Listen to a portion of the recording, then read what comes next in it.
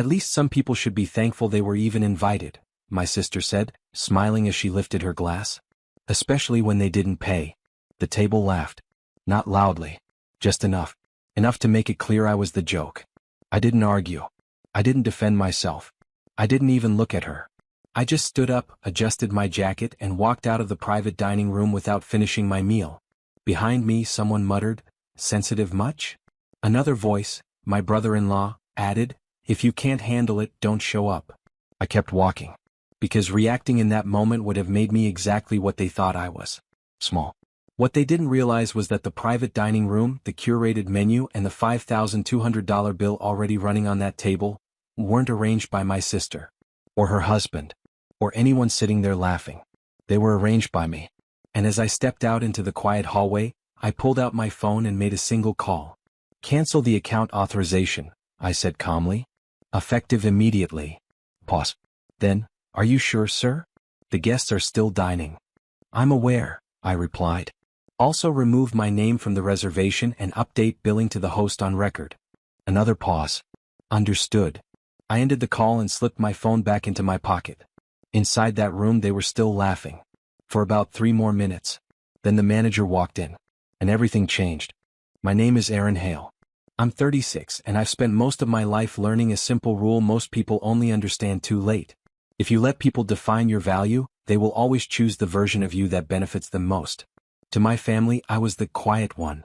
The one who didn't argue. The one who didn't show off. The one who didn't make it big like my sister Melissa loved to remind people. Melissa was older by 3 years, louder by nature, and married into money early. Her husband, Daniel, came from one of those families that believed success should be visible. Cars, watches, dinners like the one we were sitting in that night.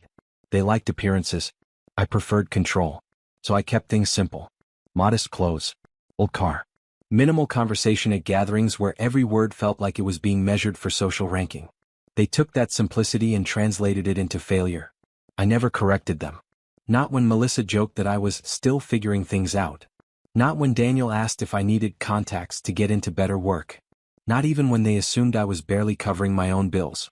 What they didn't know was that for the past 4 years, I had been operating a private event logistics company that handled high-end bookings for clients who preferred discretion over publicity. Hotels. Corporate retreats. Private dining. Including the one they were sitting in. And tonight, Melissa had made one mistake she had never made before. She embarrassed me in a room I controlled. The manager entered the private dining room at exactly the moment dessert menus were being handed out. Timing matters. It always does. I wasn't inside to see it, but I didn't need to be. I knew the tone that would shift the second he cleared his throat and said, "I'm sorry to interrupt, but there seems to be an issue with the billing authorization for this table." Melissa would have frowned first. Daniel would have leaned forward, already irritated at being interrupted. "Just charge the card on file," he would have said, confident, dismissive. And that's when the manager would have delivered the line I had just engineered. "Sir, the account holder has withdrawn authorization. We'll need an alternative method of payment to continue service." That's the moment laughter dies. Because jokes only work when the room feels safe. Remove safety, and everything becomes personal. I was halfway to the exit when my phone started vibrating. Melissa. I let it ring. Then Daniel. Then Melissa again. By the third call, I stepped outside into the cool night air and answered. "What did you do?" she snapped, no greeting, no hesitation. I leaned against the stone pillar outside the restaurant entrance and said very calmly, "I removed myself." "You set this up?" Daniel's voice came through in the background. Now there was no laughter in that room. Only calculation. And the slow realization that the man they had just mocked was the one holding the bill. "Don't be dramatic," Melissa said, but her voice had already changed. Less confident. Sharper around the edges. "Just fix it and come back inside." Fix it? Like I was still part of the staff in her version of the world. I let a second pass before answering. "No." Silence. Then Daniel stepped in, voice tight now. "Look, whatever point you're trying to make, this isn't the place. We have guests here." Yes. People they had invited to perform success in front of.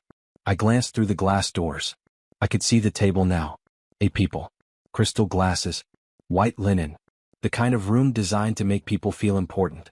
Importance disappears quickly when the bill becomes real. "You should have thought about that before," I said. Melissa exhaled hard. "Aaron, it was a joke." "No," I replied. "It wasn't. Another silence. Longer this time. Then Daniel lowered his voice the way men do when they realize control has shifted. How much is it?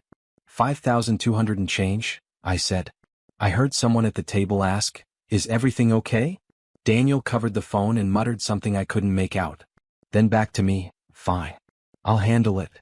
That's when I delivered the part they hadn't considered. You can't, I said calmly. That room was booked under a corporate account. Pre-approved menu. Controlled billing. No split payments. What does that mean? Melissa asked. It means, I said, the only person that room recognizes as responsible just walked out. What do you want? Melissa asked. Not angry now. Careful. That shift told me everything. I didn't answer immediately. I let the noise of the street fill the silence between us, the kind of quiet that makes people hear their own mistakes more clearly. I want nothing, I said finally. That's the point. Daniel cut in sharper now. You don't get to walk away and leave us like this. I almost smiled, because that was exactly what they had been doing to me for years. I didn't leave you, I said. I just stopped carrying you. There was movement on their end, chairs shifting, voices lowering, the manager likely standing close enough now to make everything feel official. Melissa spoke again, softer. Aaron, just come back inside. We'll talk. We'll fix it. Fix it. Like respect was something that could be applied after damage, like a coat of paint. No, I said again. You had your moment. So did I. Another pause. Then Daniel trying one last angle. You're embarrassing your own family. I let that sit. Then answered with the truth he hadn't earned. No, I said quietly. I'm letting you feel exactly what you tried to make me feel. I ended the call before either of them could respond. Inside, the dinner had already changed shape. What had started as a performance had turned into a problem. And problems, unlike jokes, always demand payment. I didn't go far. Just across the street, where the glass of the restaurant still reflected everything without letting me be part of it. From there, I watched the shift happen in real time. The manager stood beside the table now. Not aggressive. Not rude. Just firm in the way people become when policy replaces politeness. One of the guests had already stopped eating. Another leaned back, arms crossed, watching Melissa like she had suddenly become a different person. Because she had. Status only works when it's supported.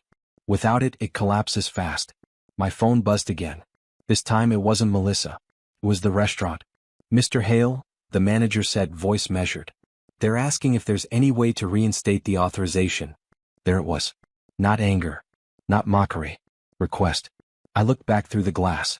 Melissa wasn't laughing anymore. Daniel wasn't leading the room. The guests weren't relaxed. For the first time that night they were aware of cost. Is the table still under my name? I asked. Yes, sir. Then no, I said. Transfer full responsibility to the acting host. A brief pause. Understood. I ended the call. Inside, Daniel stood up now, clearly trying to regain control.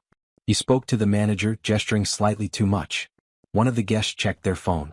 Another sign of discomfort. It wasn't about the money anymore. It was about exposure. Because when people build identity on perception, the moment perception cracks, everything else follows. And tonight I had stopped protecting theirs. By the time I decided to leave, the energy inside that room had fully turned. No laughter. No performance. Just quiet calculations and lowered voices. I didn't need to stay to see the end. I already knew how it would play out. Daniel would try to negotiate first. Push for exceptions. Mention connections.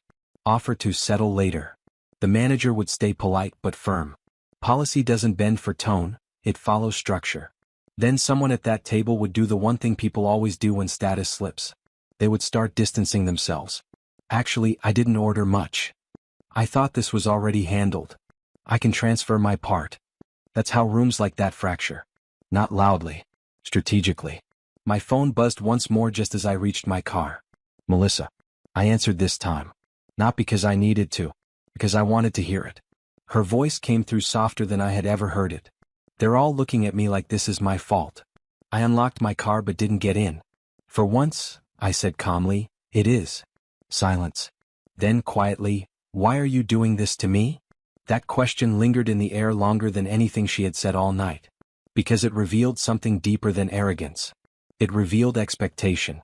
The belief that no matter what she said, I would still protect her from consequences.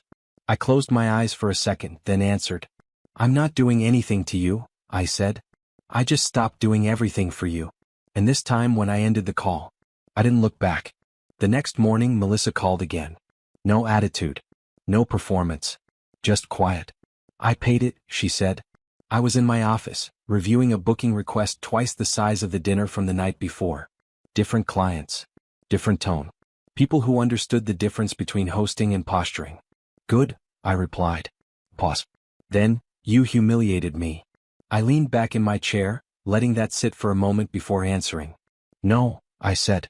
I removed the illusion. Another silence. Then something I hadn't expected. Regret. I didn't think you'd take it like that, she said. It was just how we talk. That was the problem. It wasn't just how you talk, I said. It's how you see me. She didn't argue. Didn't defend. For the first time in years, she listened. I've covered for you more times than you realize, I continued. Booked things. Paid things.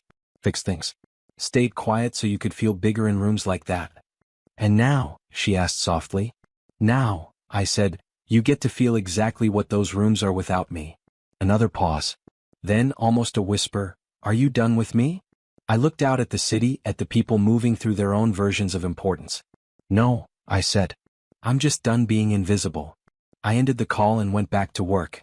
Because respect isn't something you argue for. It's something you stop giving away.